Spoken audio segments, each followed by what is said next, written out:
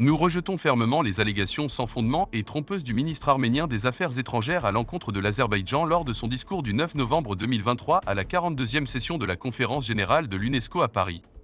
Il est absolument inacceptable que l'Arménie continue d'accuser hypocritement l'Azerbaïdjan de mener un prétendu nettoyage ethnique contre les Arméniens qui se sont volontairement installés en Arménie et tente d'abuser des plateformes internationales à cette fin, alors qu'elle a commis des massacres et des crimes contre l'humanité et violé les droits fondamentaux de près d'1 million d'Azerbaïdjanais pendant les 30 années de son agression militaire, a commenté Ekan Hadzizadeh, porte-parole du ministère des Affaires étrangères. Il affirme que ces allégations sans fondement contredisent ouvertement les rapports et les déclarations des agences de l'ONU qui se sont rendues dans la région.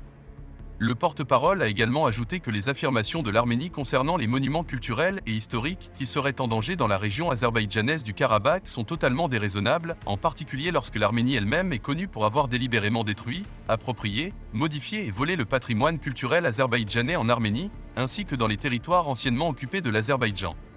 Les appels de l'Arménie à une inspection de la région du Karabakh par une plateforme internationale telle que l'UNESCO, qui est responsable de la préservation culturelle, religieuse et historique, ne sont rien d'autre que de l'hypocrisie.